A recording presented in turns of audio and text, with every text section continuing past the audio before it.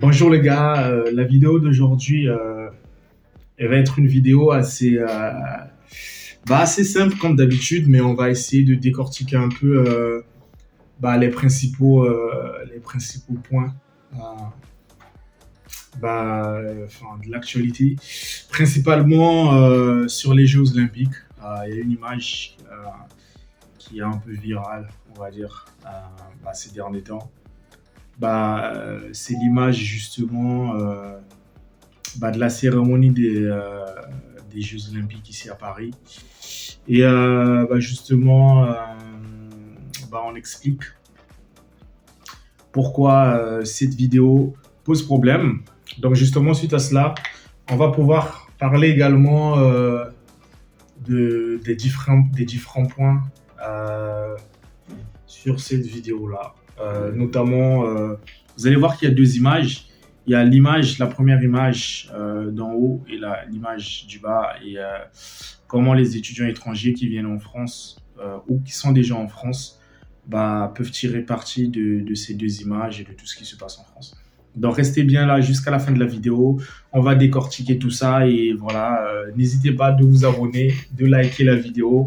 C'est important, comme ça, ça va s'afficher un peu plus devant, on va dire en haut. Et comme ça, la vidéo sera proposée à pas mal de personnes.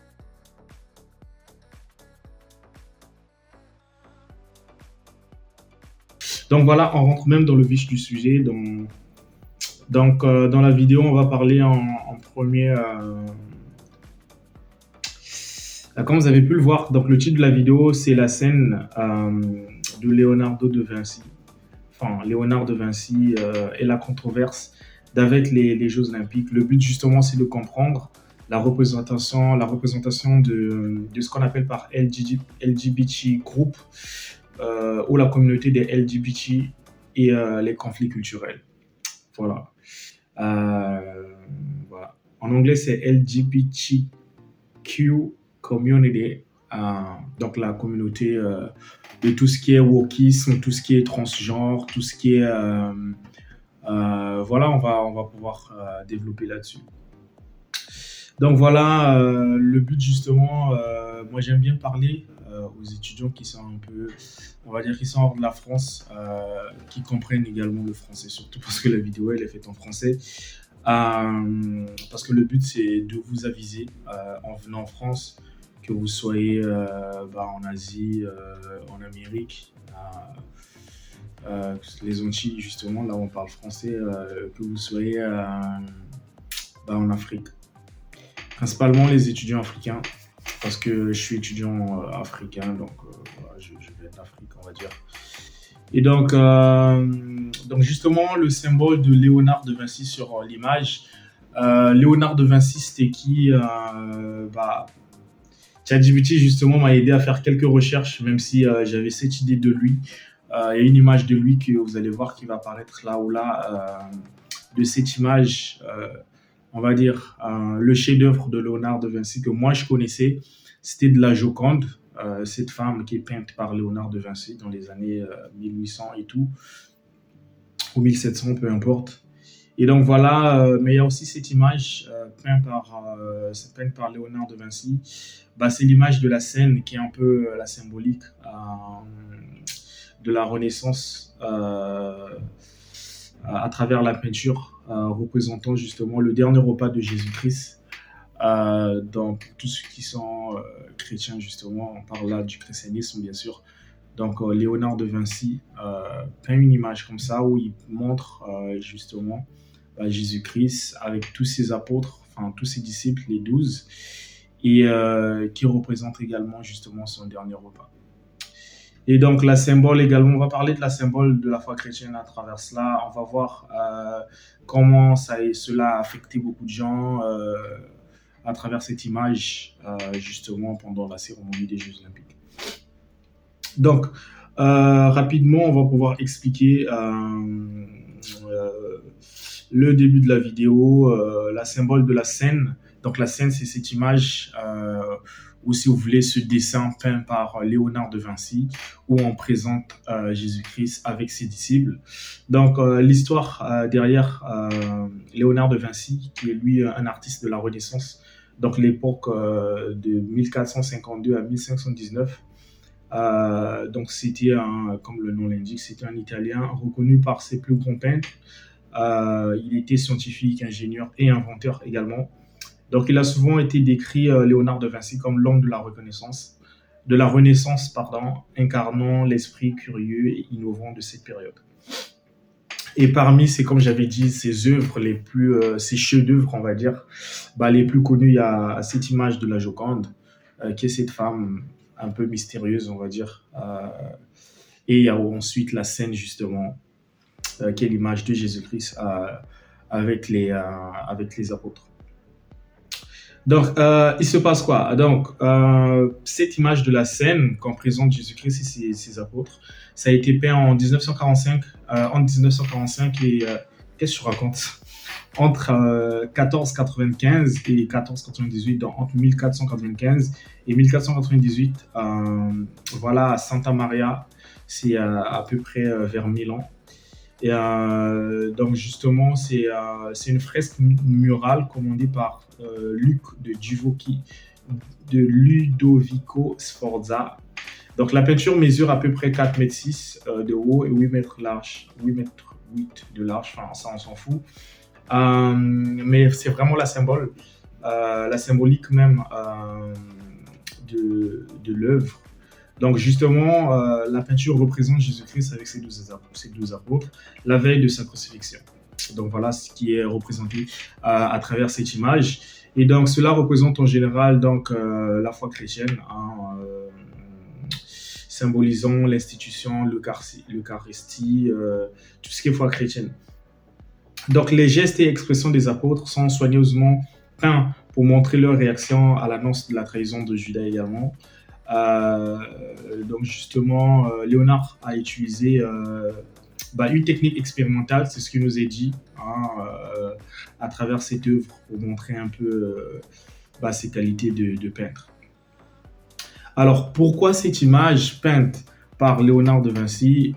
On vient de montrer l'histoire qui a été peinte justement dans les années 1400, est redevenue célèbre en quelques jours à travers les Jeux Olympiques.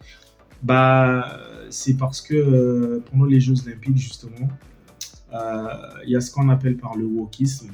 On va y venir tout à l'heure. On va dire que la communauté du wokisme, on entend par là tout ce qui est lesbianisme, tout ce qui est homosexuel ou homosexualité. Il y a une image, on va dire qu'il y a une image pareille où on regroupe, on voit très très bien les personnes, on va dire, j'aime pas le mot les personnes, mais les gens qui ont choisi d'être soit lesbiennes, soit homosexuels, ainsi de suite, ont été représentés reformant cette image de Léonard de Vinci à travers les Jeux Olympiques. Sachant que la scène, justement, c'est l'une des œuvres d'art les plus étudiées et interprétées à travers le monde. Donc c'est ce qui a ajouté, on va dire, un peu... c'est ce qui a rendu vraiment cette fresque un peu célèbre. C'est parce que, les chrétiens ils se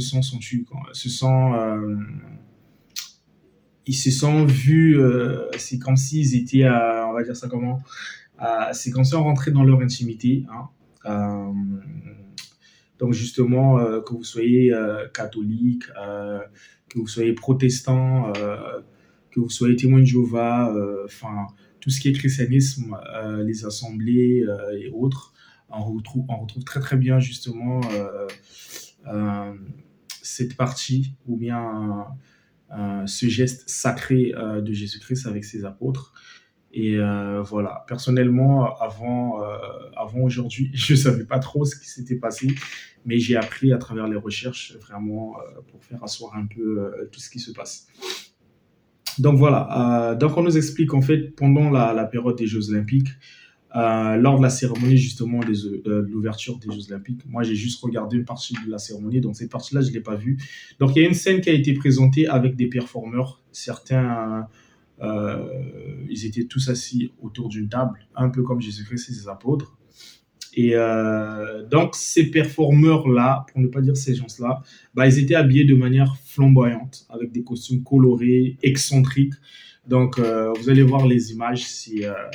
Personnellement, c'est choquant, les images, parce que quand on fait la comparaison sur les deux images et de la scène peinte par Léonard de Vinci, qui lui veut peut-être montrer la symbolique sur le geste de Jésus-Christ avec ses disciples, et ce que l'on voit, nous, de ce qui a été peint ou montré, qu'est-ce que je raconte de ce qui a été montré pendant les Jeux Olympiques. Et là encore, c'était pas, on va dire, des chrétiens, on va dire, ou un prêtre avec des gens de l'Église catholique ou comment. Mais là encore, là, c'était vraiment... c'était un peu odieux, on va dire, parce que, bon, ces gens-là, il y avait des femmes qui sont devenues hommes, enfin, il y avait tout ça, qu'on appelle donc transgenre. Donc voilà, donc il y avait une table longue disposant justement toutes ces personnes et un peu reformant donc cette image de la scène en fait. Donc parmi les critiques justement des figures religieuses telles que Mike Johnson, c'est un catholique conservateur au Tyler Green, ils ont exprimé leur indignation au vu de cet acte représentatif, on va dire, pendant les Jeux Olympiques. Donc, ils ont vraiment déploré cet acte. Donc, ils ont accusé les organisateurs de manquer de respect à la foi chrétienne, raison pour laquelle vous allez remarquer que sur le site des Jeux Olympiques, voilà, ou leur chaîne YouTube, ils ont enlevé, on va dire, cette partie de la vidéo-là, mais après, les faits, ça s'est déjà produit, donc les gens ont vu ou enregistrer ces parties de la vidéo, soit avec leur téléphone, ou avec les différentes chaînes de télé qui étaient là-bas. Donc voilà. Après, la communauté des Jeux Olympiques, ils ont demandé pardon, on va dire, au christianisme ou à tout ce qui a trait au christianisme, du fait que cette image-là, cette propagande-là, c'est du wokisme, on va dire, c'est le New Age, c'est ce qui se passe aujourd'hui. Donc moi, je pense que ça vient d'en haut, dans le sens où ils ont voulu passer un message comme quoi on n'est plus à l'âge de là-haut, enfin, les gens priaient peut-être un peu plus. Nous vivons aujourd'hui dans un ère où chacun fait ce qu'il veut, ou choisit de changer de sexe, ou enfin, peu importe. Donc voilà, moi je pense qu'ils ont voulu passer ce message-là et ça a été fait exprès. Mais après, chacun dit ce qu'il veut. Donc voilà. Donc les membres de la communauté progressive des LGBT ont défendu la performance, voyant comme une célébration de la diversité, une expression artistique. Donc pour ceux qui sont lesbiennes ou dans l'homosexualité et autres, pour eux, c'était comme une parodie, une sorte de parade pour montrer leur diversité, pour montrer un peu qu'aujourd'hui, chacun peut faire ce qu'il veut, les gens peuvent faire ce qu'ils veulent. Voilà. Donc, c'est ce message-là qu'ils ont voulu passer, un peu comme qu'ils étaient valorisés aujourd'hui et qu'ils s'en foutaient, entre griffes, du côté spirituel un peu de la vie. Que montre justement cette image de Léonard de Vinci. Donc, si vous regardez les chaînes anglaises, un peu par-ci par-là, tout le monde parle de cela. Donc voilà. Mais ça, c'est l'historique. Moi, le plus important, c'est vraiment pour les étudiants. Hein. Parce que moi, je me souviens quand je suis arrivé en France, la première chose qui m'a frappé, moi, j'étais dans le tram et j'ai vu deux filles qui étaient en train de s'embrasser, deux jolies filles en fait, qui étaient en train de s'embrasser. C'était carrément la première semaine où je suis arrivé en France. Ça m'avait choqué. Vraiment, j'étais choqué, mais c'est comme ça. C'est un peu comme pour dire, toi qui viens en France, essaie de taper sur Google, de connaître un peu les mouvements, les différents types de mouvements qui se passent en France, connaître pour apprendre, pour ne pas qu'en venant ici, que tu puisses juger qui que ce soit. Donc, on va revenir sur les définitions des termes. Donc il y a l'acronyme dans le LGBTQ, on va dire, il y a le L qui est donc, enfin, qui caractérise les lesbiennes. Lesbiennes, donc, c'est une femme qui est attirée par les femmes. Donc, c'est comme je dis de l'histoire où moi je suis arrivé en France la première semaine. J'ai vu dans le train deux filles qui étaient en train de s'embrasser. Et avec la liberté, chacun fait ce qu'il veut. Donc, voilà. Voilà. Mais c'était quand même choquant. Venant d'une culture là où ces choses-là n'existent pas. Donc, dans le cycle de LGBTQ, donc le L c'est lesbienne, donc les femmes qui sont attirées par les femmes. Le G c'est gay, donc les hommes qui sont attirés par les hommes. Euh, voilà. J'ai travaillé dans des endroits où je cite pas les noms, mais là où j'ai vu qu'il y avait des hommes qui étaient attirés par des hommes et qui racontaient comme ça, ouais, voilà. Et où une fois j'ai pris un déplacement, c'était un Blablacar, donc c'était un monsieur avant, il était marié à une femme et mais bah, sa femme, on va dire, lui trompait avec son voisin ou un truc comme ça pendant près de 10 ans. Et quand il a su, bah, il était choqué parce qu'il aimait tellement sa femme. Donc, je ne sais pas si c'est cet événement-là qui l'a poussé à devenir homo ou quoi que ce soit. Mais comme je vous ai dit, chacun fait ce qu'il veut aujourd'hui dans la vie. Il y a ce phénomène du wokisme, justement. Donc, toi qui es étudiant étranger, quand tu viens en France, quand tu crois ce genre de choses, il faut juste être sympathique avec tout le monde. Faut pas juger que ouais toi tu es une fille, tu aimes les filles ou quoi que ce soit, ou toi tu es un homme, tu aimes les hommes. Non, tout ça ça t'intéresse pas. Si tu sais que tu es un homme et que toi tu aimes les filles, bah continue dans cette voie. D'ailleurs, je veux pas donner mon point de vue là-dessus pour ne pas offenser qui que ce soit, mais je pense quand même que quand tu es étudiant étranger, que tu viens en France, tu dois être préparé à ces choses-là. Tu dois être préparé mentalement en sachant que quand tu viens en France, tu vas être amené à voir dans la rue soit un homme avec un homme ou une fille avec une fille. Ça doit pas. Tu seras choqué. Personnellement, je suis choqué. Tous les Africains en général qui viennent sont choqués ou enfin, peu importe de là où tu viens, si c'est pas dans ta culture, tu seras choqué. Mais tu dois surtout connaître justement les lois de discrimination envers ces choses-là parce qu'aujourd'hui, ça a été légalisé en France, je pense en 2013. Donc, quand tu viens, si tu sais que tu ne veux pas avoir une pote ou un ami entre griffes, double SIM, comme on dit ici, donc la personne a changé de côté, bah, tant mieux pour toi. Tu traînes avec les gens qui sont comme toi, selon ce que tu veux, mais il ne faut pas critiquer les gens que X est comme ça, Y est comme ça. Non, quand tu viens en France, efforce-toi de respecter les gens parce que tu vas travailler dans des milieux là où aujourd'hui en France il y a la diversité et l'inclusion. Tu vas être amené à travailler avec des gens qui ont telle orientation sexuelle ou telle orientation sexuelle. Ça peut être ton collègue, mais tu as le droit, tu dois le respecter, tu dois t'entendre avec lui sur le milieu du travail.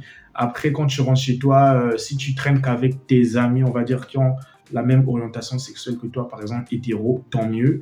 Voilà, donc chacun fait ce qu'il veut, mais quand tu viens en France, sois respectueux envers les gens qui ont choisi leur orientation sexuelle, c'est leur problème. Toi, rassure-toi juste que tu gardes ta moralité à toi, selon tes coutumes, que tu sois musulman, chrétien, juif ou peu importe. Mais vraiment, quand tu viens en France, efforce-toi de ne pas critiquer les gens, parce qu'aujourd'hui, c'est comme on vient de voir à travers ce mouvement-là, que ça existe ici en France et pire encore dans des pays comme les États-Unis et autres. Donc, si on revient sur le sigle LGBTQ, le L c'est lesbienne, le G c'est gay et le B c'est bisexuel. Donc, les bisexuels ou les bi, on va dire, c'est des gens qui sont attirés à la fois par les hommes et les filles. Donc, il y a des filles comme ça, elle est attirée et par les hommes et par les filles. C'est comme je dis, toi, c'est pas ton problème. Tu viens en France pour tes études, réussir, peu importe. Tu fais ce que tu veux, tu as ton éducation, tu restes sur ton éducation selon tes croyances. Mais tu critiques pas qui que ce soit. Mais tu dois plutôt t'entendre euh, avec tout le monde. C'est de cette façon-là que tu vas pouvoir t'acclimater facilement parce que tu sais pas qui peut t'aider. Donc, je vous ai pris l'exemple où j'étais dans ce blablacar-là. J'étais assis devant ce monsieur-là, il me racontait sa vie. Voilà, il est passé de hétéro à homo. Personnellement, au fond de moi, j'étais choqué, mais je ne lui ai pas dit. Donc, on a causé c'était quelqu'un de gentil, on a causé tout le long du déplacement et tout. Après, j'ai pris mon sac, je suis parti de mon côté, il est parti de son côté. Bon, voilà. Donc, le plus important, c'est de respecter les opinions et les pensées de tout un chacun et en vivant dans le respect parce que c'est dans notre quotidien, ici en France.